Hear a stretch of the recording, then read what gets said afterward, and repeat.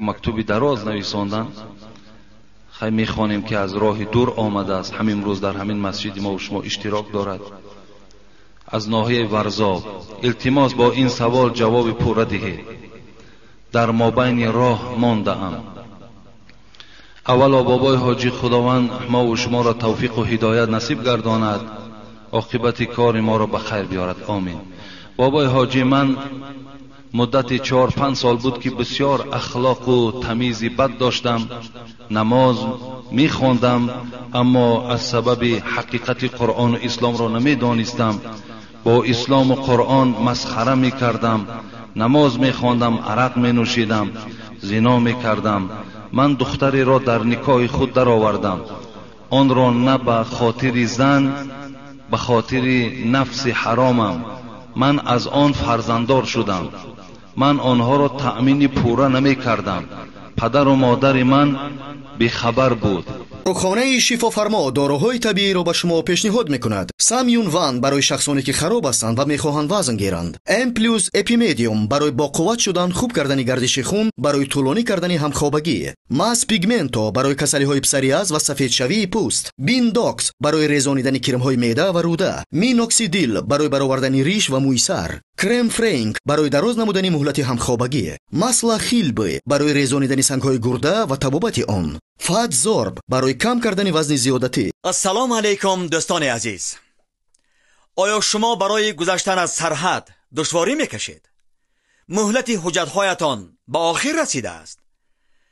پس من برای شما خدمت رسانی شرکت نور محمد را پیشنهاد میکنم. با ماشین‌های نو و زمانوی، با باوری و اعتماد کامل، توسط رانندگان مرد و زن شما را از منزل استقامتیتان تا خط سرحد برده برای عبور مرز مساعدت می نمایند. یادآور می شویم که اگر شما از نام شبکه حاجی میرزا مراجعت نمایید، برایتان تخفیف ارائه کرده می شود. رقم ها برای تماس: جمع 7 926 319 59 61. زن به خاطر نفس حرامم من از آن فرزنددار شدم. من آنها را تأمین پوره نمی کردم. پدر و مادر من بیخبر بود.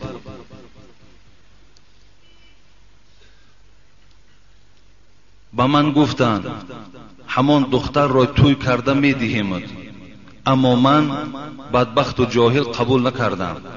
گفتم من آن را نمی گیرم. با من دختری خانه دهید. مرا دختری خانه دادند. من روز با ولایت خودجان رفتم. در آن ماشین کسیته های شما را در باب حقوق زن و بعض کسیته های شما را شنیدم. خودم را همین خیل حس کردم که در دلم نور ایمان جوش زد. من 7 روزه رفته بودم، اما از شنیدن این کسیته های شما خداوند شما را در پناهش نگه دارد. چندین آدم ها را شنیدم، دیدم که زندگی تلخشان را شیرین کردید. بعد 2 روز بعد گشتم، مادرم را پایهایش را بوسیدم. گفتم مادر جان، راضی نباشی این زنی که من گرفتم دویم زن راضی نباشی، جوابش را میدهم. مادرم گفت پسرم اینش را هم نگاه کن، ویش را هم نگاه کن. در تقدیرت همین بود است. من از تو راضی هستم. من تا 1 سال می شود که 5 وقت نماز را در مسجد می خوانم. نمازهای جمعه را ترک نمی کنم. هر 2 زنم را نمازخوان و با سطر کردم. من هر 2 اینها را قوت بر توانایی برابر نگاه می کنم. اما با گفته آیت های قرآن و احادیث های پیغمبر شما گفتید بهترین لباس، بهترین خوراک حتمی خانه داشته باشی. هزاران بار شکر که شکر خدا من 1 زنم در خانه مادرم است، دیگرش اجاره نشین است. شما گفتید مردی که 2 زن داشته باشد از عهده آنها نبراید، از قبر میخیزد، 1 طرفش قاق است. بابای حاجی شما با من گفتید من چیکار کنم؟ من خانه خریده نمیتوانم. من بسیار قرضدار هستم. من میترسم که مرگ ناگهان به سر من آید. من این روسیای پرگناه بدنفس چخیل با خدای خود روبرو می شوم. کاش خداوند جزای مرا در این دنیا دهد. من بسیار گناهکارم. بابای حاجی، شما به من گویید خداوند این نمازهای ما را قبول می کرده باشد. در زندگی اینقدر کمبودی دارم. بالای این زندگی خانه امان در گردن من است. به حاضر شرایط قوت من به این دو زن نمی رسد. حتی فکر این در عبادتهایم خلل هم می رساند. بابای حاجی التماس به من گویید از روی حقیقت اسلام من چیکار کنم که دل من قرار گیرد، عبادتهای من بی شبهه شود، که دل من از این دنیای بی وفا پاکیزه مانده است. در آخر بابای حاجی دعا کن خداوند به من مال و ملک و زن و فرزند در کار نیست، فقط طلب دارم که خداوند مرا بنده بگیرد. همین که همه بیفایده بوده است. خداوند شما را عمر درازی با برکات دهد که در بین مردم تاجیکستان خیلی بهبودی ها آوردید. التماس که سوال مرا پورا خوانده جواب دهید که من از راه دور آمدم تا که این سوال جواب را گیرم با واسطه کسیت امکانیت باشد و نمره تلفنتون رو گویید. به خدا قسم که این حقیقت است. برادرای عزیزی که قرآن خونده نمیتونیم با زبان عربی، اینا با ترجمه تاجیکی و همچنین با حرفای کریلیکی طرز خوندن قرآن. اینا بسم الله الرحمن الرحیم، به نام خداوند بخشنده و مهربان. هم زبان عربی قدی نویسه، هم با زبان کریلیکی طرز خوندنش، هم ترجمهش هست. انا اعطیناک الکوثر فصل لربک وانحر. اینا یکم آیت به درستی که ما تو را کوثر عطا کردیم. یکم آیت نیم انا اعطیناک الکوثر. هر یک آیتی که میخونه ترجمهش هست، هم به زبان عربی نویسه، هم به زبان کریلیکی نویسه، هم ترجمهش به زبان تاجیکی هست. السلام علیکم و رحمت الله و برکاته. شما از این گناههای کردگی هاتون پشیمان شدید. تصور کنید که خداوند همه گناههای شما را مغفرت کرده است. این وعده الله است، این وعده حبیبش است. التائب من الذنب کمن لا ذنب له. توبه کننده از گناه مثل شخصی هست که تماما گناه نکرده باشد. اگرچند که تو 10 سال 15 سال در این راه نادرست قدم زدی، لیکن امروز فضل پروردگار که تو را هدایت کرد همچنان است که تو گناه نکرده ای. تو در پیشگاه پروردگار یک بنده با عبادت و بنده خدا ترس به حساب می روی. لیکن این شرایطی که الحال بالای تو هست، الله در قرآن لا یکلف الله نفسا الا وسعها میگوید. الله میگوید هیچ بنده را تکلیف نمیدهم، مجبور نمیسازم مگر قدر قوتش. از قوت زیاد از بنده طلب ندارم. حال تو را خداوند میداند، شرایط تو را خداوند میداند و نیت نیکی تو را خداوند میداند که هر زمانی که تو شرایط پیدا شد، دست رسا که شد، برای این زنها البته همه شرایط آماده میکنی. امروز که تو شرایط نداری، خداوند البته تو را میبخشد. لیکن همیشه در فکر آباد کردن، در فکر بهبودی در این زندگی خود باشی، خداوند البته تو را کمک میکند. الحال همچنان تصور کن که تو در عذاب پروردگار قرار نداری و همه عبادت هایی که امروز تو انجام میدهی همگیش خدا قبول میگرداند. زیرا نیت تو نیت نیک است. زیرا این قدر راه درازه که برای یک جواب سوال شنیدن آمدن، این خود نشانه ایمانداری شما را نشان میدهد. این نیت نیک شما را نشان میدهد. از این خاطر برادر عزیز و گرامی، خداوند همه گناههای ما قبل تو را بخشیدگی هست. اگر آن چیزی که نویسانده حقیقت باشد، از روی دلسوزی باشد، یقین دان که خداوند بالای تو عذاب ندارد. لیکن زمانی که دست رسید برای اینها خانه خر، شرایطاشون آماده کن که فردا درد سر پدر و مادر و با برادرهاش نشود. امروز من اهل علم میدانم، بعضی از گویم که همنشین های خودم، همنشین های من کنه، لیکن جایهایی که میریم در معرکه ها می نشینیم، اونا خود بیان میکنن که 3 زن دارن، هر 3 زن در اجاره نشستگی است. لیکن از این در بیرحمی و بی انصافی نیست. 4 کودک 3 کودک دارد، اجاره نشستگی است. اگر مبادای خدا جان تو را گیرد، تو 3 مشکلات در 3 عائله پیدا میکنی. هر کدام یمو با 4-5 فرزندش مجبور میشود خانه پدر و مادرشون روند، مجبور میشوند خانه برادراشون روند. اگر همین حالت در روی خواهر تو یا اپای تو باشد، خودت را چخیل تصور میکنی، چخیل حس میکنی؟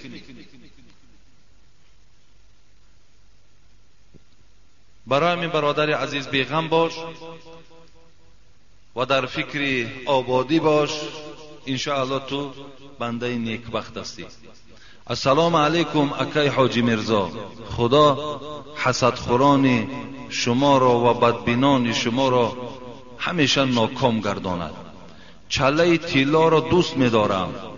آیا داملا یگان اجازت نیست؟ التماس. رأى خاتما من ذهب في يد رجل فنضعه فترحه وقال يعمد أحدكم إلى جمرة من نار فيجعلوها في يده. متن حدیث است برادر عزیز و گرامی که بار حبیب خدا به نزد یک گروه جوانها میگذشت، با آنها سلام کرد و دست رسول اکرم در چله یکی از این جوانها رسید و حبیب خدا ناراحت شدند و با دست مبارک چله را میگد فنزعه فترحه و یا از انگشت کشیده گرفتند و پرتافتند و گفتند آیا میخواهید این که پارچه از آتش دوزخ را در دست خود همراه میگردانید؟ فقیل للرجل بعدما ذهب رسول الله صلی الله علیه و سلم خذ خاتمك انتفع. قال لا والله لا آخذوه ابدا وقد طرح رسول الله صلی الله علیه و سلم. رواه مسلم. در صحیح مسلم است وقتی که حبیب خدا که چله را از دست این انگشت این امت خود این جوان که گرفت و پرتافت، بعد رفتن حبیب خدا جوانها گفتند حبیب خدا رفت بگیر چله را و برای یگان کار خود استفاده ببر. این جوان گفتند قسم به خدا، گفتند آن چیزی را که حبیب خدا پرتافته است دویم باره خم شده و یا نمی برداره. مقصد اینه از روی بد بودن همین چله حبیب خدا اینه گرفت دور پرتافت. اگر این نیک میشد خوب میشد اجازت میشد از دست من اینه بیرون نمیکرد. به این خاطر برادرای عزیز و گرامی چله در انگشت انداختن رخصت نیست. گردنبند طلایی در گردنها انداختن حرام است. ساعتهای طلایی را انداختنش حرام است. این نص حدیث است، اجازت نیست. اگر چند دوست می‌دارید لیکن اجازت نیست.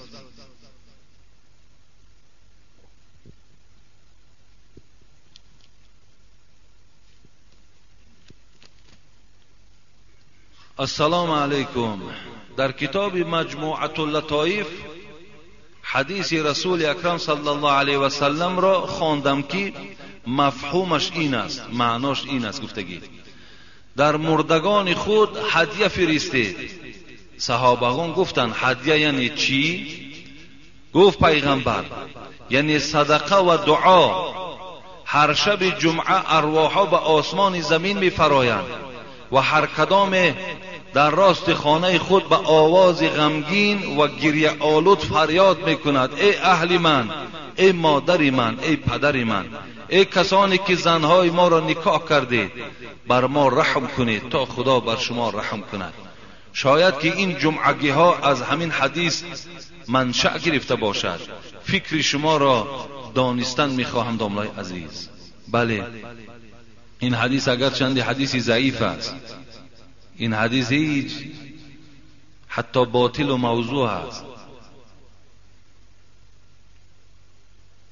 و منشأ جمعگی و منشأ پنجشنبگی های ما و شما میکنیم اصل پیدایشش از کجا باشد من فکر میکنم اصل پیدایشش از این است که حبیب خدا روزهای دوشنبه و پنجشنبه روزه میگرفتند و مردم شاید که این دو روزی که حبیب خدا روزه میگیرد این همچو روزی مبارک گفته در مردم ما و شما فقط پنجشنبگیش وجود دارد، لیکن در مردم طرف دوشنبگیش هم میکنن، هم دوشنبگی دارن هم پنجشنبگی دارن. شاید من فکر میکنم که سرچشمه پیدا شدن این دوشنبگی و این پنجشنبگی انا همین باشد. یا در دیگر حدیث حبیب خدا میگوید روزهای دوشنبه و پنجشنبه اعمال یک هفته‌ینه شما را پیشنهاد خدا میکنند، قبول میشود یا نمیشود اینش خدا میداند. شاید که مردم این روزها را از این فضیلت استفاده برده و دوشنبگی و پنجشنبگی از پس مرده ها تشکیل کردند، شاید این باشد. لیکن من برای شما چندین بار گفتم، باز میگویم، پنجشنبگی به اسلام هیچ وابستگی ندارد، تماما به دین اسلام هیچ رابطه ندارد. برعکس تمام کتاب‌های فتوای ما و شما، فتواهای مذهبی، معین کردن صدقات را در روز مخصوص مکروه میگویند. کسی که اگر در روز مخصوص مثل دوشنبه، پنجشنبه یا 7 یا 40 یا سال مخصوص روز جدا میکند، انا همین روز صدقه میکند، انا همین مخصوص گردانیدنش حتی صاحبان فتوای ما و شما هم مکروه میگویند، خوردنش رخصت نمیدهند. این تمام فتواها وجود دارد.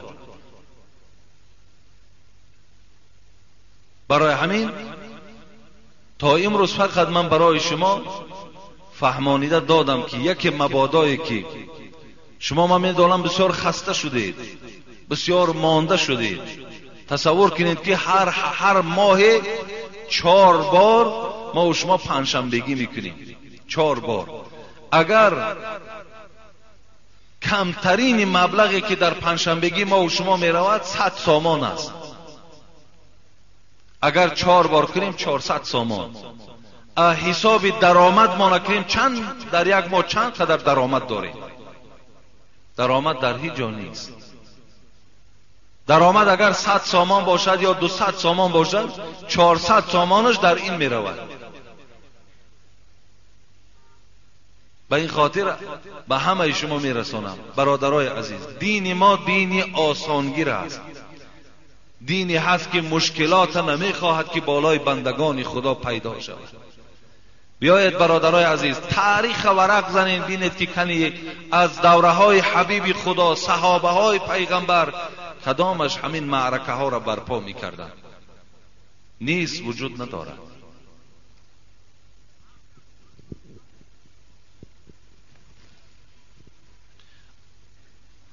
السلام علیکم اکای حاجی مرزا، برای چی از دوره های پیشتر همه ملاهایی که قرآن خواندگی عنوان شیخ و ایشان شیدگی برای خلق نمی فهماندن که پیشگیری نمی کردن این گونه اسرافکاری ها را که در کتاب ها نیستند؟ و من باوری کامل دارم که با این درجه را خلق نمی رسید. از همان زمان ها مسجد در هر یک ناحیه ها بود و می توانستند که ملاهای هر یک مسجد پیش راه این گونه کارها را می گرفتند، از راه تاریکی به راه روشنی زندگی خلق را دعوت می کردند. برای همین خلق روز می گوید که شما مسلمانان زندگی تاریک دارید. آیا این را نمی فهمید؟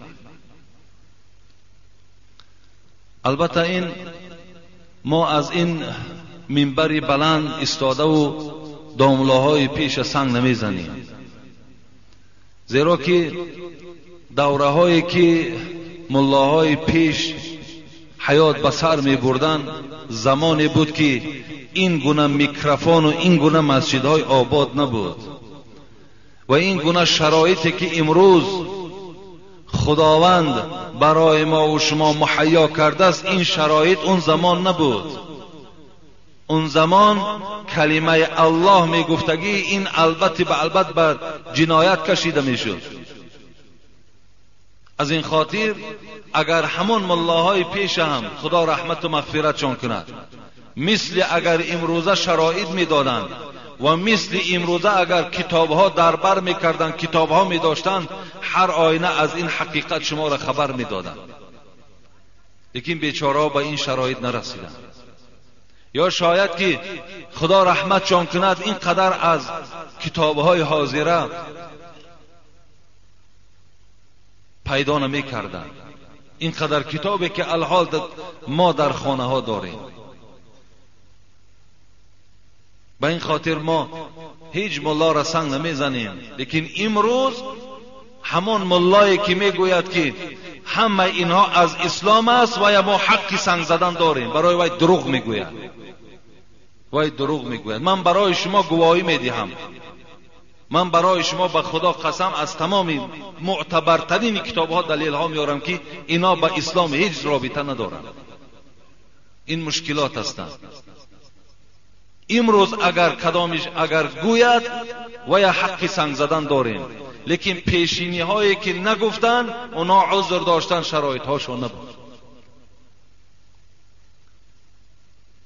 حتی در یک مجلس اشتراک داشتیم، بعضی برادرها همراه من بودند. در دوشنبه به نزدیکی یک امام خطیب مسجد جمعه هست، جمعه مردم میگذراند. در کسی که میگوید پنجشنبگی در اسلام نیست، 7:40 در اسلام نیست، وای کافر است گفت. والله که همین سخن گفتن. انا اون جاهل حقی سنگ زدن ما داریم، زیرا که وای منبع درآمدش انا همین ها هست. وای برای درآمد اینها را میگوید. به خدا قسم وای برای دلسوزی نمیگوید، وای به خاطر خدا و پیغمبر نمیگوید، وای به خاطری که از این درآمدها که باز میماند، به این خاطر وای مردم میترساند.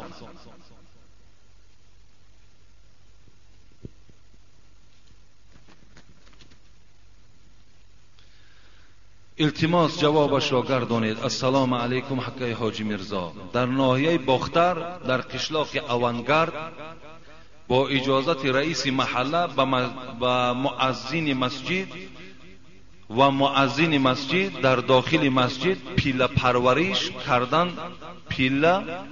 پرورشی کرده ایستاده اند. ممکن است یا نه؟ با همراهی رئیس محله و مؤذن مسجد در داخل مسجد پیله میکنم. پیله آیا همین در مسجد جایز است یا نه؟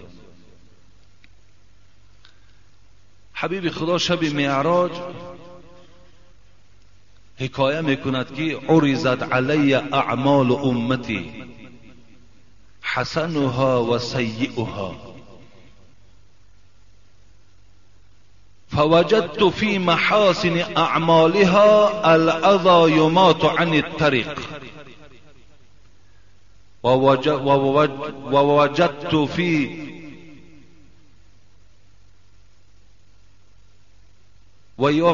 حبیب خدا میگوید شب معراج پیشنهاد من عملهای بندگان خدا را کردند، نیکیها و بدیها را تماشا کردند. از همه اجر بلند حبیب خدا گفت و ثواب کلان را یافتم در همان عملی که از قد راه چیزی را که به مردم آزار میدهد دور کنی. هر چیزی را که از سر راه دور میکنی، حبیب خدا گفت این بهترین اجر دارد، از همه اجر بلندترین انا در همین است. گفت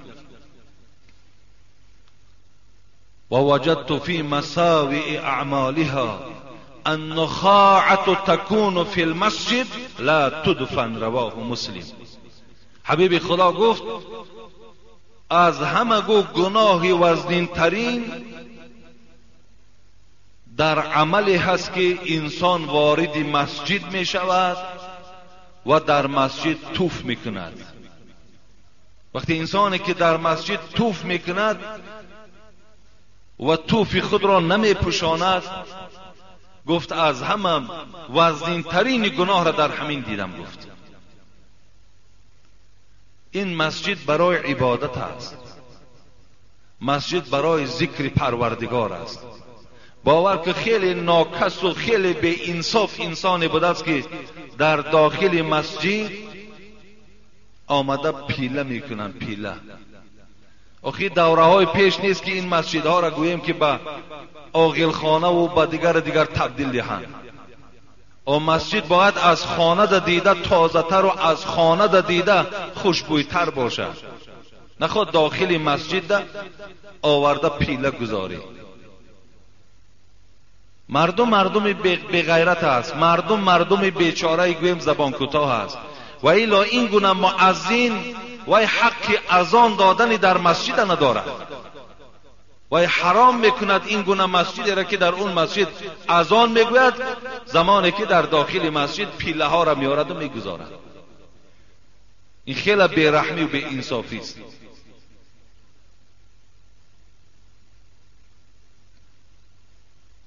زمانی که حبیب خدا میگوید من غدا الى المسجد او راح اعد الله له نزولا كلما غدا او راح، نزولا فی الجنة كلما غدا او راح. هر انسانی که سحر یا بیگاه قدم زنان به سوی مسجد می آید، پروردگار برای این گونه انسان به خاطر که وی مسجد می آید دسترخوان در جنت آماده می کند. برای شخصانی که مسجد دوست می دارند، برای شخصانی که مسجد احترام می کنند، برای شخصانی که قدم زنان به سوی مسجد می آیند، خداوند به خاطر مسجدش برای می آمدگی و حرمت می کردگی انسان ها دسترخوان در جنت می پرتاید. خیلی بی انصافی هست، خیلی بدبختی هست.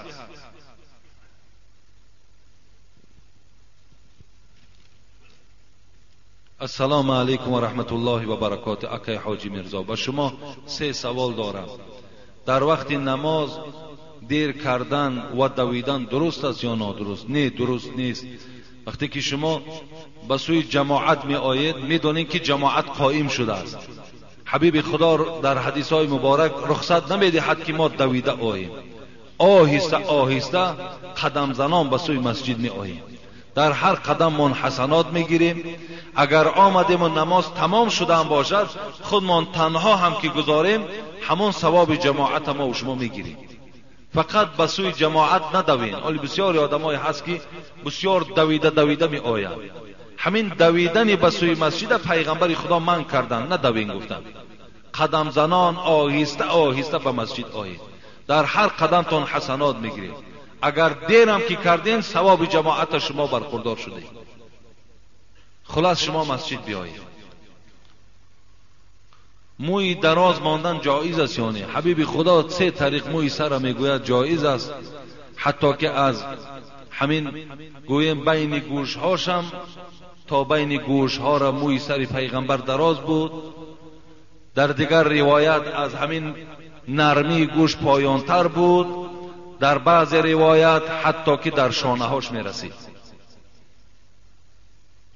از این خاطر من کان له شعر فلیکرمه، کسی موی سر دارد موی سر اکرام کند، تازه کند، خوب نگه دارد، باکی ندارد.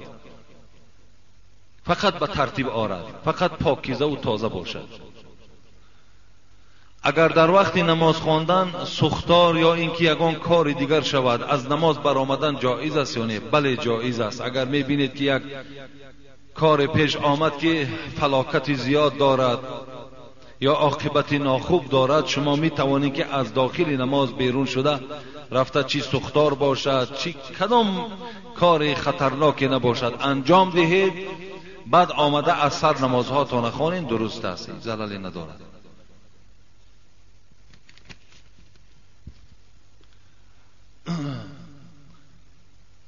السلام علیکم داملای عزیز.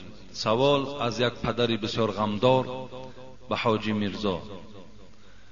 در 14 سال حیاتم صاحب یک فرزند یعنی بچه شدم. که زمان تولد مادر این فرزند سر فرزند رفت. خیلی عذاب و غم داشتم، لیکن غم و دقتم را با این فرزند بی مادر خاموش میکردم.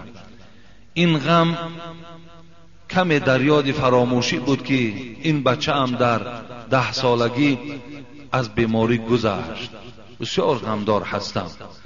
برای دلبرداریم چیزی گویید.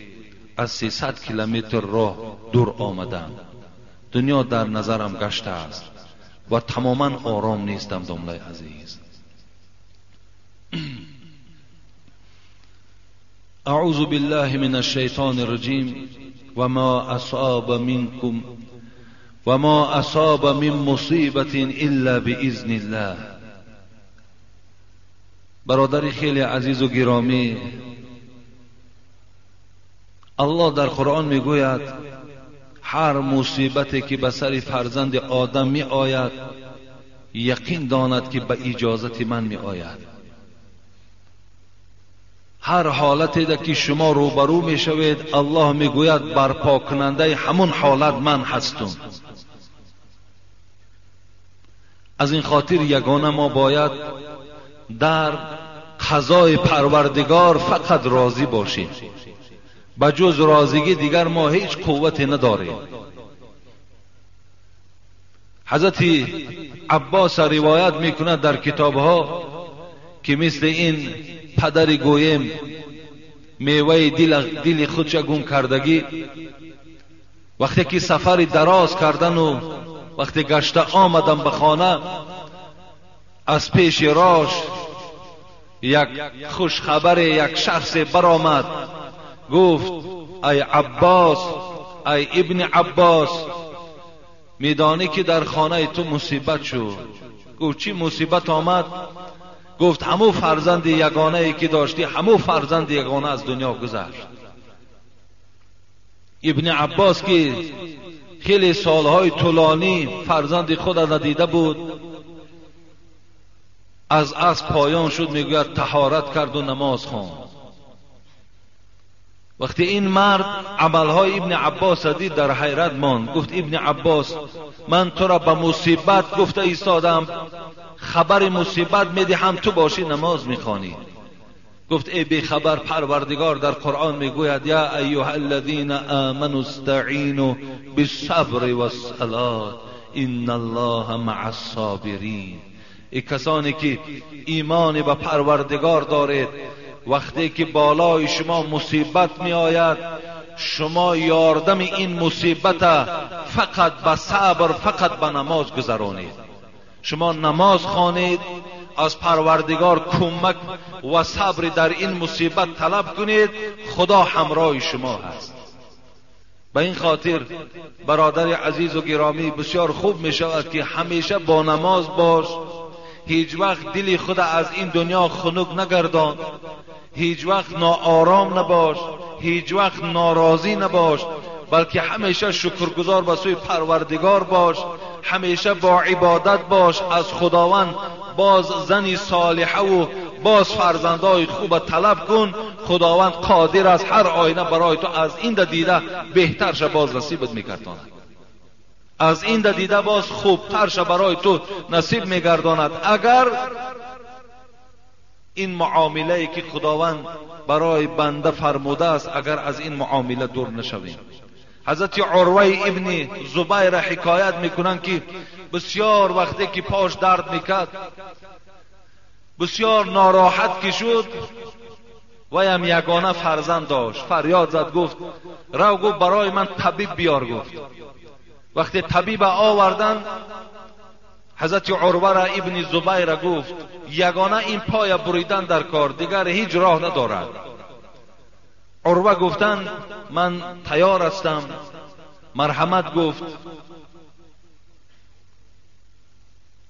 طبیب گفت پیش از آنی که من برای تو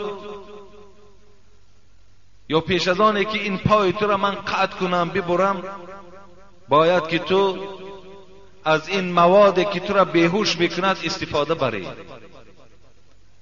عروه گفتن هیچگاه من از اجر و از پاداش پروردگار خود دور نمی کنم، فقط حالتی که من التحیات میخوانم همین پای مرا بدوره. چگونه نمازهای عاشقانه داشتم. وقتی من التحیات لله و الصلوات و طیبات، وقتی این جمله های زیبا را وقتی که خواندن سر کردم، شما بریدن پا را سر کنین که در او حالت من دیگر حس نمی کنم. طبیب گفت میلش. وقتی حضرت عروه میگوید در خواندن همون تشهد نماز آغاز کرد، بریدن پای سر شد. فرزندش که میگوید دیدن این حالت که هیچ قوت نداشت، در حال میگوید بیرون رفت و حتی میگوید از بیرونم بالا یک بانگ بلندی برآمد تا این جراحی پدرش انجام یافتند. وقتی که میگوید فرزند که خودش را گم کرد، حالت پدر را که دید بسیار ناراحت شد. شاید که یگان دورانی سر شد، میگوید و از همو بلندی آمده در زمین زد. شریکانی میگوید عروه در بیرون بودن، در حال میدوند میآیند که بچه عروه از دنیا گذشت. خود در درون خانه جراحی دارد، بیرون فرزندش از دنیا گذشت. دو مصیبت بالای عروه آمدند. لیکن دوستان خدا را ببین چگونه این مصیبت ها را استقبال میگرفتند. وقتی کار انجام یافت، رفیقای عروه میگوید خانه در آمدند. گفتن عروه، گفتن ما برای تو تعزیه بیان میکنیم. گفت بهر چی؟ آیا بهر همین پایی که از من بریدن؟ این پایی که بریدن پای دیگرم وجود دارد، دست های دیگرم وجود دارد.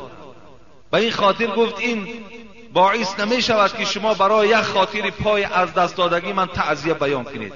گفت نه، در بیرون گفت فرزند تو از بالای بام افتاد و هلاک شد. گفت حضرت عروه در حال کلمه ان لله و ان الیه راجعون خواندند. من از خدا هستم گفت و به سوی خدا بازگشت دارم. اگر خدا گفت جان این فرزند مرا گرفته باشه هم من در حکم پروردگارم راضی هستم. هیچ وقت گردن کشی در حکم پروردگارم ندارم. حتی صاحبان کتاب میگوید داد نگفت، حتی آبی چشمم نکرد. باید ما مثل اهل دوستای خدا باید طاقت فرسا باشیم، صبر کننده باشیم. او ابراهیم حربی را حکایت میکنند که ابراهیم حربی میگوید شب در خوابش میدان قیامت دید که بسیار حال بندگان در میدان قیامت مشکل است. مردم یک تشنگی فرا گرفته است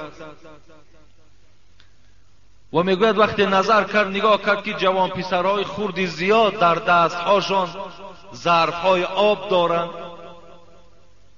وقتی ابراهیم حربی میگوید حلقم که قاق شد، میدان قیامت بود.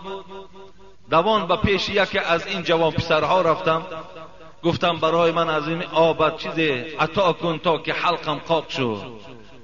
گفت این برای تو نیست. گفتم برای کیست؟ گفت من کسی هستم که در دنیا در حالتی گویم که به سین سال نابالغ از دنیا گذشتم، پدر و مادر من ندیدم.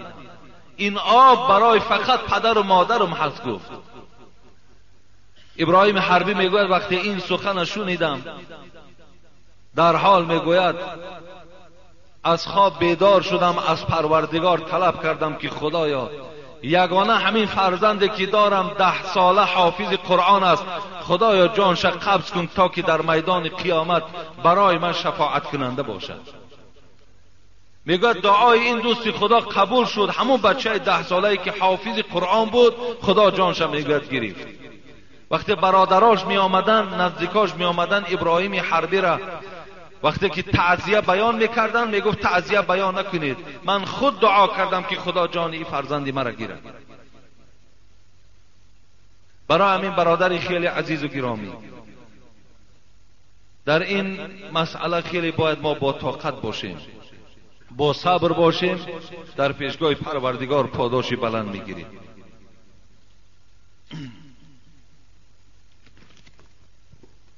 السلام علیکم داملای محترم. با سوال ما جواب دهید که مولای محله ما در امر معروفش طبق رسول الله عمل و زندگی کنید میگوید، اما خودش ناس میکشد. 32 دندانش از طلا کردگی. آیا رسول الله ناس میکشید؟ یا دندانها شکسته بود، از طلا دندان کرده بود؟ کلانسالان یک چند مراتبه گفتند که اقلا همان ناست را پنهانی کش، همین را هم نمی کند. در وقت امر معروفش دغلانه سخن میگوید که شما مسلمان نیستید. به خدا قسم از 33 بار زیاد سبحان الله گویی میگوید گناه است. آیا این درست است یا درست نیست؟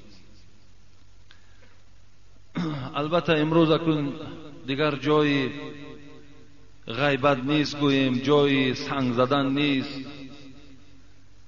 امروز در محراب ها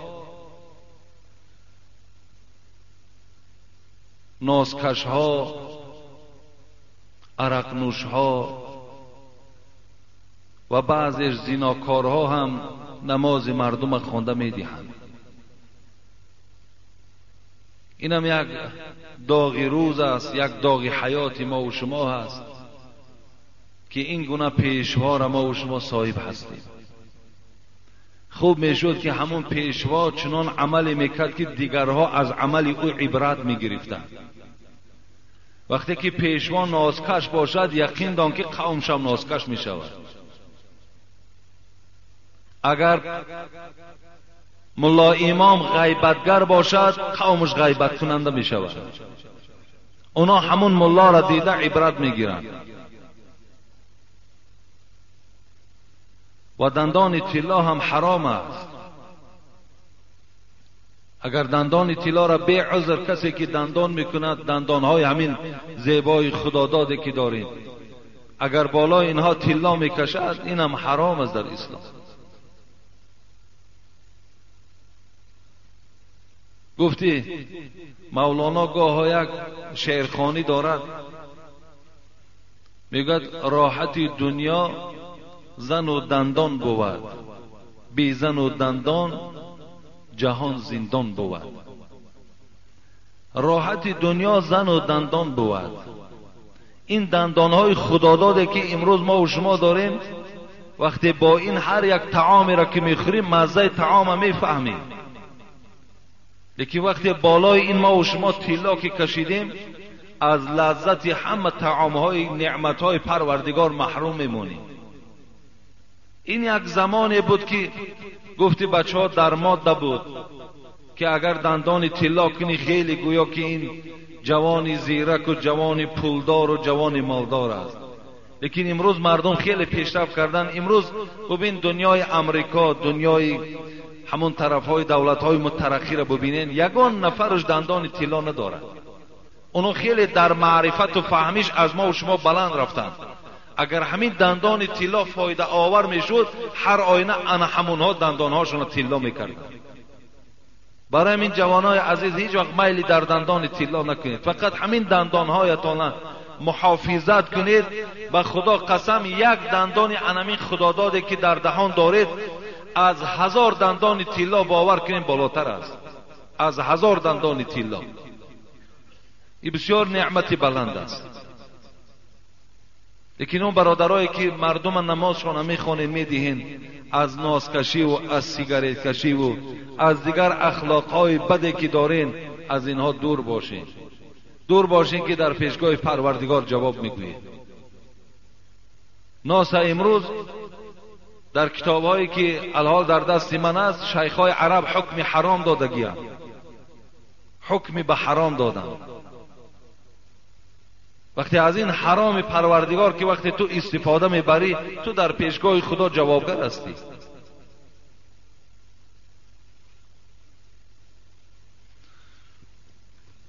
داملای محترم، سوال من همین است که اگر شخصی در وقتش با کدام سبب روزه ماه شریف رمضان را نگرفته است، میخواهد که قرضهایش را گیرد، همان روزی که روزهش قرضی گرفته است و با کدام سبب همان روز روزه را خورد، آیا کفارت می شود؟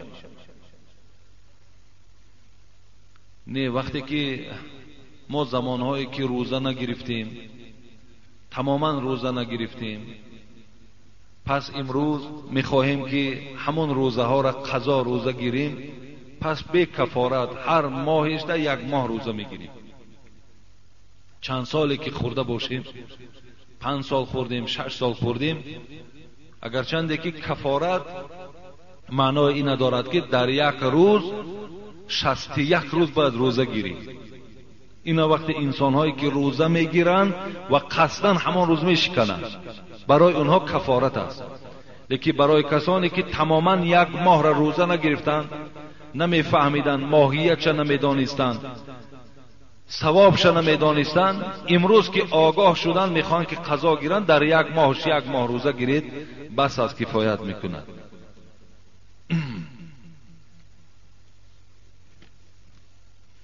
بسم الله الرحمن الرحیم. السلام علیکم اکای حاجی مرزا.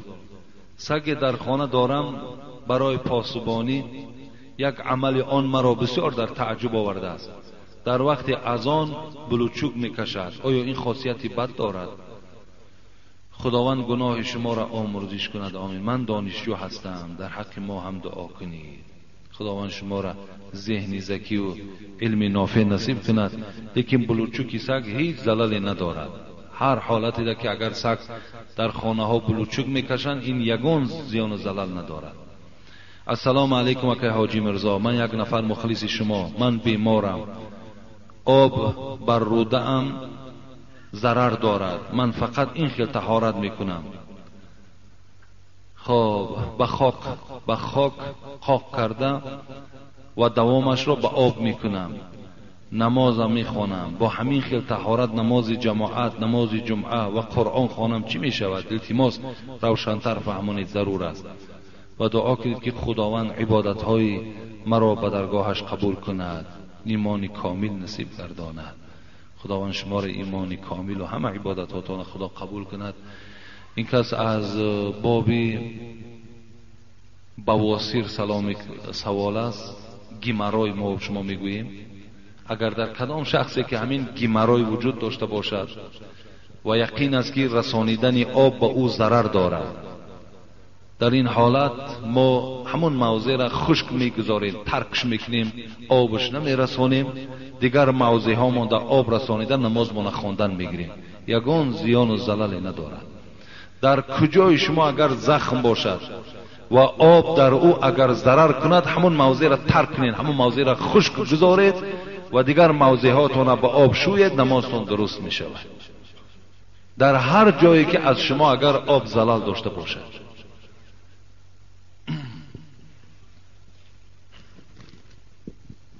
السلام علیکم بابای حاجی. ما از شما خواهش داریم که با سوال ما جواب پوره گردانید. بر سر منزل رفتن زن ممکن است یا نه؟ ممکن نیست برادرای عزیز. کدام شما اگر زنهای شما زیارت سر قبرها می رود، شما پیش رای اونها را گیرید. ما حیران می شویم که تو مردک خانه ماندگی، زنی تو می رود زیارت قبر می کند. این خیلی تعجب آور است. کجا می رود زیارت می کند؟ برای زن زیارت بهترین زیارت شوهرش است، شوهرش زیارت کند. اگر از همینجا خسته رفته رسول اکرم در روضه مبارک زیارت کرده، آید شوهر از او راضی نباشد، در قیامت این زن بدترین زنهای میدان قیامت است. برای زن از همه ده بهترین زیارت کننده فقط شوهرش است. این دروغ است که یک دسترخوان نان و یا که یک دیگر تایکش کردگی و بعد مزار به مزار و قبر به قبر میگردد.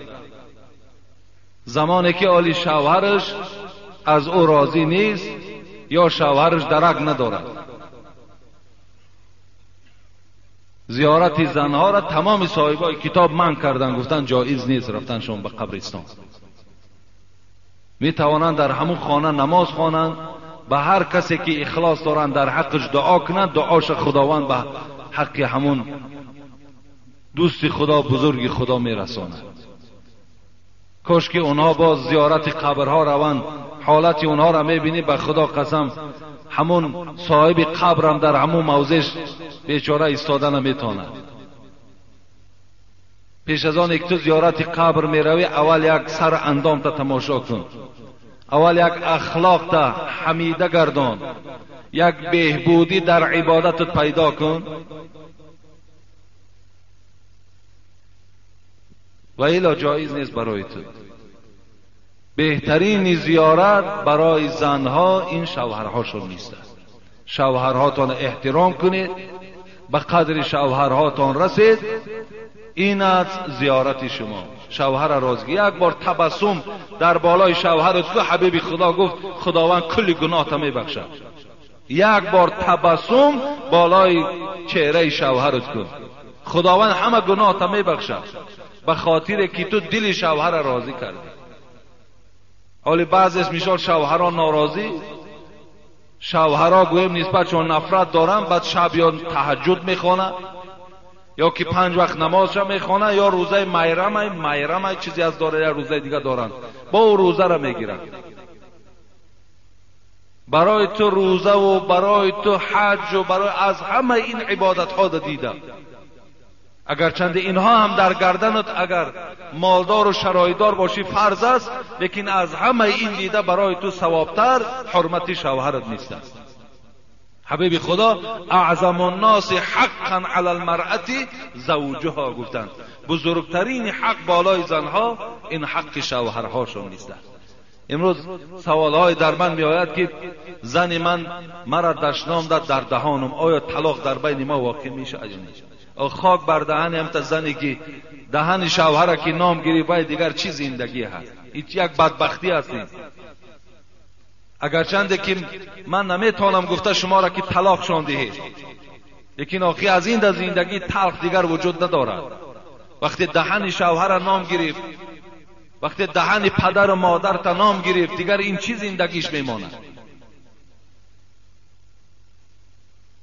برای همین بهترین صورتش همین است که شوهرهاشون زیارت کنن، شوهرها را راضی کنن، خسر و خوشتامنها را راضی کنن، پدر و مادر خودشون را راضی کنن. انا این است بهترین زیارت برای شوهرها. دیگر هیچ حاجت نیست که اونا مزار به مزار، قبر به قبر سیر و گشت کنن. و آخر دعوانا الحمد لله رب العالمین.